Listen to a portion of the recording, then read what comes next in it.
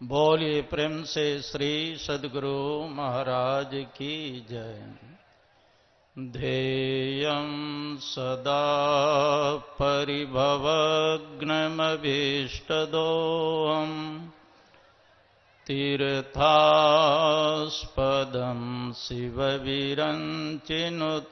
शरण्यम् भृत्यार्तिहं प्रणतपालभवाधिपोतं वन्दे महापुरुषते चरणारविन्दम् अखण्डानन्दबोधाय शिष्यसन्तापहारिणे सच्चिदानन्दरूपाय रामाय गुरवे नमः। पूज्यपाद गुरुजन, उपस्थित माता एवं भक्तिमती बहनों, मुदमंगलमय संत समाज, संत मत के आचार्य महर्षि हरिनंदन परमहंस जी महाराज के चरणों में कोटिशः प्रणाम। जितने संत महात्मा आए हैं सबों के चरणों में प्रणाम। 108वीं यह संत मत के अखिल भारतीय सत्संग में हम सब आप बैठे हैं और साधना चैनल में पूरे भारतवर्ष में ये अखिल भारतीय के दृश्य और संतों के कल्याणकारी वचनों को सुन रहे हैं। एक बार जैसे प्रातःकाल ईश्वर स्वरूप का पाठ और प्रवचन हुआ, महर्षि संसीवी परमहंस जी महाराज ईश्वर स्वरूप पर बहुत बढ़िया ढंग से व्याख्या किए और सत्संग के बाद अपने डेरा पर गए। उनके पीछे एक पंडित जी भी गए और महाराज जी से निवेदन किया कि आपने ईश्वर स्वरूप पर जो अभी प्रवचन किया, बहुत सुंदर ढंग से आपने समझाया, क्या आपने ईश्वर का साक्षात्कार किया है? गुरु महाराज के सामने में गुरु महाराज भी बैठे हुए थे। महर्षि संसीवी परमहंस जी महाराज कुछ नहीं बोले। गुरु महाराज कहने कृपा किया। हाँ, महर्षि में ही परमहंस जी महाराज ने कहा कि हाँ, मैंने ईश्वर का साक्षात्कार किया है और मैंने गुरु के रूप में ईश्वर का साक्षात्कार किया है। जो ईश्वर का साक्षात्कार कर लेते हैं, अपने आत्मा को परमात्मा में मिला लेते हैं, वे सारे कर्म बंधन से मुक्त हो जाते हैं। एक बार बादशाह ने बिरबल से पूछा, देखो पूरे शरीर में बाल है, रोम है, लेकिन हथेली पर बाल क्यों नहीं है? बिरबल ने कहा बादशाह से कि आपने इस हाथ से इतना दान किए हैं, पुण्य किया है, इसलिए दान करते करते ही आपके हथेली के सारे बाल झड़ गए हैं, इसलिए बाल नहीं है। बादशाह ने कहा कि मैंने इतना दान किया है कि मेरे हथेली के सारे बाल झड़ गए हैं, इसलिए बाल नहीं है, लेकिन तुम्हारे भी तो हथेली पर बाल नहीं है। बिरबल ने कहा आपने इतना दान किया है कि आपके हाथ के सारे बाल झड़ गए और मैंने इतना दान लिया है कि दान लेते लेते मेरे हाथ के सारे बाल झड़ गए। फिर बादशाह ने कहा कि मैंने इतना दान किया कि मेरे हाथ के सारे बाल झड़ गए और तूने इतना दान लिया कि तुम्हारे हाथ के सारे बाल झड़ गए, लेकिन सभा में जितने लोग बैठे हैं और किसी के हथेली पर तो बाल नहीं है। बिरबल ने कहा कि आपने इतना दान किया कि आपके हाथ के सारे बाल झड़ गए और मैंने इतना दान लिया कि मेरे हाथ के सारे बाल झड़ गए। जिन्होंने जीवन में न तो कभी दान किया और न तो कभी जीवन में दान लिया, वह पश्चाताप रूपी हाथ को मलते मलते उसका सारा बाल झड़ गया। कहने का मतलब है जो शुभ कर्म नहीं करते हैं अंत में उसको पश्चाताप ही करना पड़ता है। इसलिए महापुरुषों ने कहा कर भला होबे भला, करके भलाई देख ले, कर बुरा होबे बुरा, करके बुराई देख ले। जैसा कर्म करेंगे वैसा फल मिलेगा।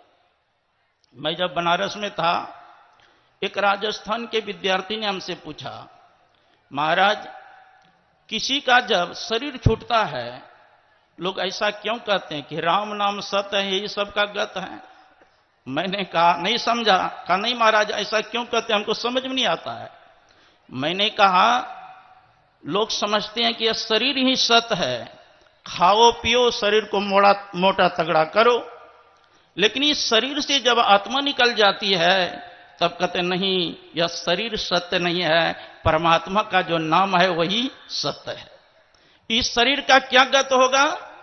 धनानि भूमो पशो ही गोष्ठे, नारी गृहद्वारी सखा श्मशाने, देहस्थितायाम परलोक मार्गे, धर्मान गौ गच्छति जीवेक। धनानि भूमो, धन जो लोग रखते थे पहले घड़ा में भर करके सोना चांदी हीरे जवाहरात रखते थे, उसको पृथ्वी के अंदर गाड़ देते थे। कहा जब तुम्हारा शरीर छूटेगा तो क्या साथ में धन जाएगा? वो तो पृथ्वी में गड़ी रह जाएगी। धनानि भूमो पशुओ ही गोष्ठे, जो गौशाला में गाय है, भैंस है, हाथी है, घोड़ा है, वह तो गौशाला में ही पड़ा रह जाएगा, क्या साथ में जाएगा? धनानि भूमो पशुओ ही गोष्ठे, नारी गृहद्वारी सखा श्मशानी। अगर पति का पहले शरीर छूट गया पत्नी कहां तक जाएगी? रोती धोती दरवाजे तक। और जिस शरीर को खिला पिला करके आपने इतना मोटा तगड़ा किया, इस शरीर कहां तक साथ देगा? चिता में जल करके राख हो जाएगा। तो आपके साथ क्या गया?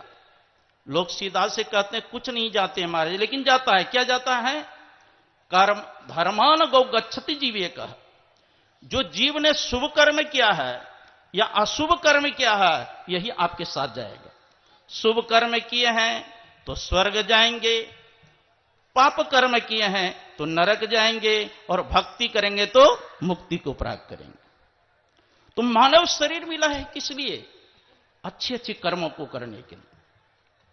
और जितना हम करते हैं उतना ही नहीं मिलता है, बहुत गुना बढ़कर के मिलता है। द्रौपदी ने जब दुर्योधन मैदानव ने सभा का निर्माण किया था, भ्रम हो गया। जहां जल था दुर्योधन को मालूम पड़ता था वहां क्या सूखा जमीन है, वहां जाके गिर गए। जहां फाटक था लगता था खुला है, ठोकर लग गया, कपाड़ फूट गया। द्रौपदी क्या कहती है? अंधे का बेटा अंधा। इतनी सही बोली, अंधे का बेटा अंधा। इसका परिणाम क्या हुआ? बहुत दुख हुआ दुर्योधन को, और अंत में अपने मामा शकुनी की सलाह के साथ जुआ खिलवाया गया। और युधिष्ठिर जी महाराज जो धर्म के अवतार माने जाते हैं वो जाके जुआ खेले। अब परिणाम क्या हुआ? सारे राजपाट हार गए, भाई को भी दांव पर रखा वो भी हार गए, और पत्नी द्रौपदी को भी दांव पर रखे वो भी हार गए। तब दुर्योधन प्रतिशोध की भावना है, दुशासन से कहते हैं कि द्रौपदी को पकड़ के लाओ। और कैसे सम्मान के साथ बाल पकड़ करके विश्व में लाते हैं, जहां द्रोणाचार्य, भीष्म पितामह, कृपाचार्य, पांचों पांडव, धृतराष्ट्र सब है, देश विदेश के राजा महाराजा है। और दुर्योधन कहते हैं इसके वस्त्र को उतार करके मेरे जंघे पर बैठाओ। कैसा दृश्य हुआ होगा, कल्पना कीजिए। जब दुशासन खींचना प्रारंभ किए, द्रौपदी पुकार करती है, दुख हरो द्वारिका नाथ शरण में तेरी, बिन काज आज महाराज लाज गई मेरी। दुशासन वंश कुठार महादुखदाई, अब पकड़त मेरी चीर लाज नहीं आई। पांचों पति बैठे मौन कौन गति होई, ले नंद नंदन के नाम द्रौपदी रोई। करी करी बिलाप संताप सभा में टेरी, दुख हरो द्वारिका नाथ शरण में थी।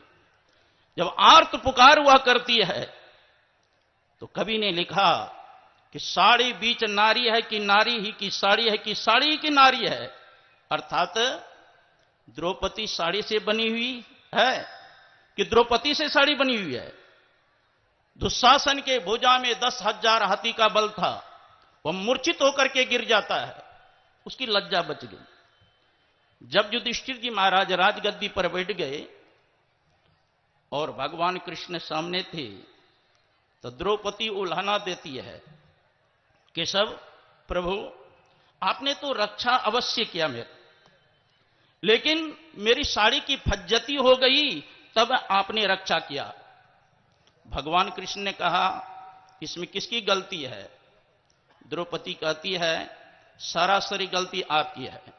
जब दुशासन ने साड़ी खींचना प्रारंभ किया और मैंने पुकार किया तो आप विलंब क्यों किया? भगवान कृष्ण ने कहा देखो द्रौपदी, जब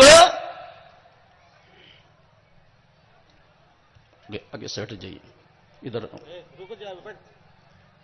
द्रौपदी से भगवान कृष्ण कहते हैं सुनो द्रौपदी, मनुष्य अपना गलती अगर पहाड़ के समान हो तो उसको सुई के नोक के भी बराबर नहीं समझते हैं, और दूसरी की गलती अगर सुई के नोक के बराबर हो तो उनको पहाड़ के समान देखते हैं। बताओ तू क्या कह करके पुकार कर रही थी? दुख हरो द्वारिकानाथ, हमको दिल्ली से द्वारकापुरी जाना पड़ा, और द्वारकापुरी से फिर दिल्ली आने में लेट लगेगा कि नहीं लगेगा? जब तूने कहा हृदय मेरे हृदय में ही हो, मेरी रक्षा करो, तो मोको कहां ढूंढर बंदे, मैं तो तेरे पास में, अब खोजी हो तुरंत मिल जाए पल भर की तलाश। तुम्हारे पुकार में देर थी, मुझको आने में देरी नहीं। अरे भगवान तो जिस मंत्र के जप हम आप करते हैं उसी में इष्ट व्यापक है। जैसे आप आर्त भाव से प्रेम से पुकार करेंगे वह प्रकट हो जाएंगे आपके इष्ट। भगवान कृष्ण कहते हैं कि तम ईश्वर सर्वभूतानम हृदय से अर्जुन तिष्ठति भ्राम्यन सर्वभूतानि यंत्रारूढ़ानि माया। हे अर्जुन, वह परमात्मा सभी भूतों में भ्रमण करते हुए सबके हृदय में तिष्ठित है। तो प्रेम से अगर पुकार करे भक्त संकट से बच जाते हैं, तो कर्म फल से कैसे बचेंगे? मनुष्य का स्वभाव है बुरे कर्मों का फल भोगना नहीं चाहता है, लेकिन प्रयत्न पूर्वक बुरा कर्म करते हैं। उसी प्रकार मनुष्य पुण्य कर्मों का फल, पुण्य कर्म तो करना नहीं चाहता है, लेकिन पुण्य कर्मों का फल भोगना चाहता है। तो ऐसा होगा, पाप कर्म करेंगे उसका फल दुख होगा, अब पुण्य कर्म करेंगे उसका फल क्या होगा? सुख होगा। इसलिए सोच समझ करके कर्म करना चाहिए। भगवान कृष्ण ने कहा कर्मण्येवाधिकारस्ते मा फलेषु कदाचन कर्म फल हेतुर्भूमाते संगस्त्व कर्मणि। तेरा कर्म करने में अधिकार है, फल में नहीं। अगर फल में अधिकार देता तो मनुष्य बुरा बुरा कर्म करता और फल लेने का समय होता तो चुन चुन कर लेता। समयानुसार यही कहा। बोलिए श्री सद्गुरु महाराज की जय।